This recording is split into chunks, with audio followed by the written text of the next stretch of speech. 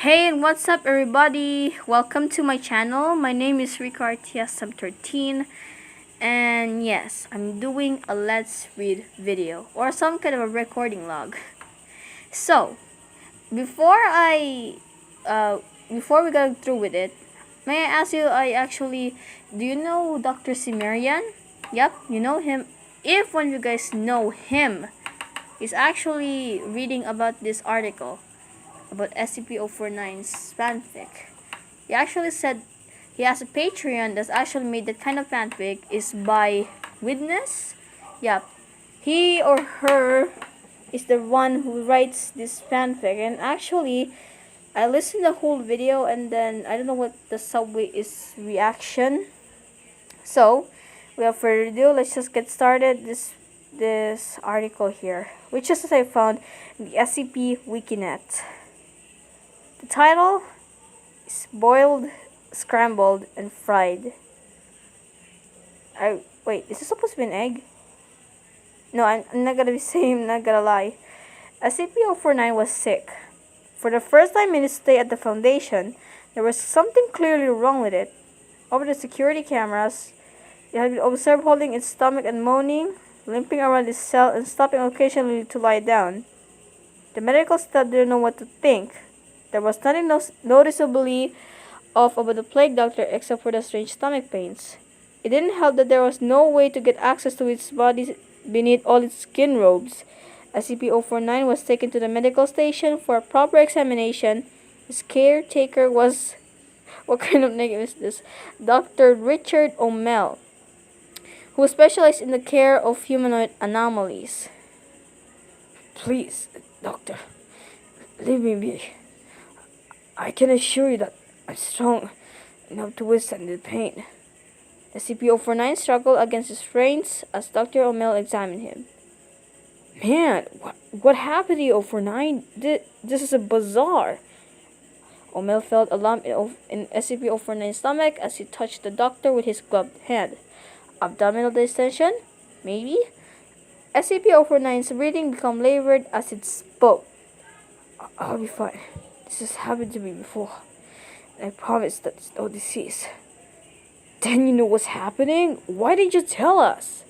Dr. O'Mell stopped touching it. I did not think you would believe me, so I said nothing, doctor.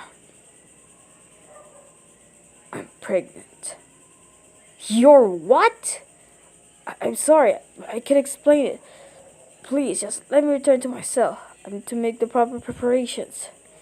How can you be pregnant? We haven't let you out of our sight in months.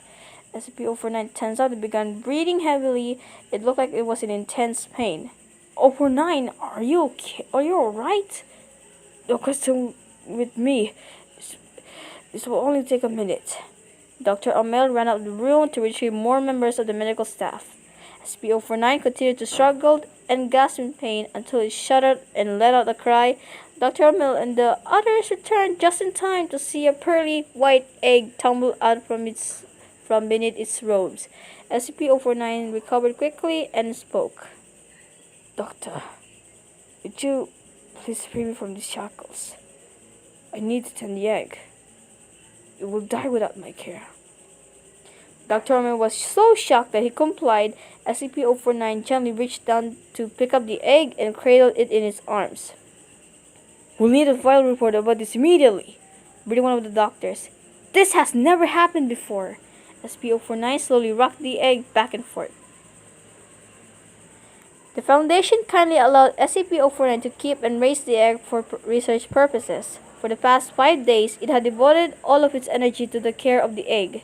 It had requested fabric and paper, which the Foundation granted to it, and from those materials, it made a nest in the corner of its cell.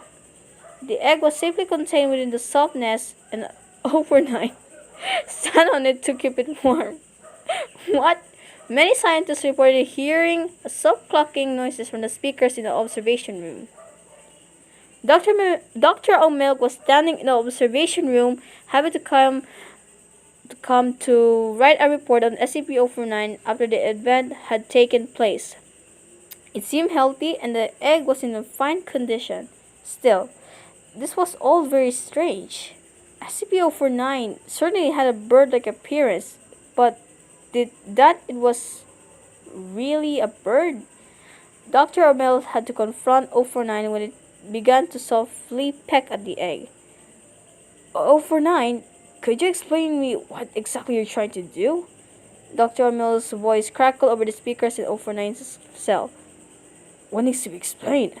I was checking for the signs of life within the egg, which I found. SCP-049 stood up, returned the egg to its nest, and sat on the top of it again. Really? Are you a bird? What? I asked you if you were a bird. It's just not normal for something humanoid like yourself to lay an egg. SCP-049 thought about it for a moment.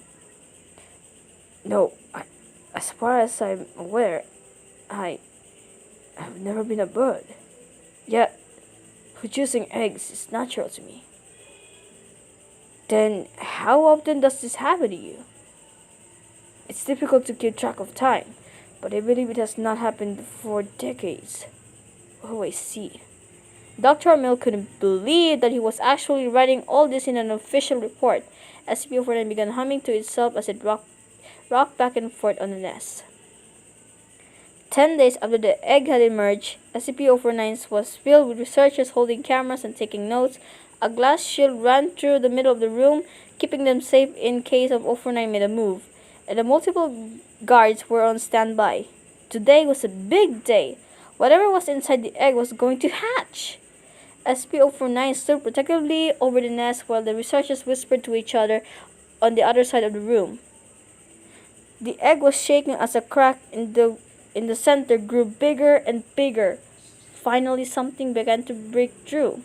A white beak broke free of the shell, and then the creature inside tore itself free with its arms. It was another plague doctor? It was small and looked kind of funny in comparison to its father. SCP-049 let out a gasp of excitement and picked up the small doctor, hugging it in his arms. Should we do something about this? Just as soon as the excitement reached its climax, the doctors in the room realized that they had just witnessed the birth of a new anomaly that they knew nothing about. Why was it wearing a hat? Why did it smell like a garden? Dr. Amel was the first to step forward cautiously. 049, would you please put down that thing? I know you must be excited, but we need to observe it. And Dr. Amel began reaching towards 049, but retreated with the small plague doctor in his arms, spun around and smacked his hand with a stick. What? Don't touch the doctor! The small doctor leaped from SCP-049's arms and swiftly exited the cell before anyone could react. As the containment breach alarms blared, SCP-049 wiped a joyful tear from one of his eyes. He is the cure. Alright, that's the ending, so I hope you gotta stay put in the next chapter of this I don't know article here. So my reaction here. Hold up. I don't know why in the beginning I didn't even read. I mean, I actually read it. I mean, the first time I read it though, it was actually super weird. And I seem to be like it. I don't know.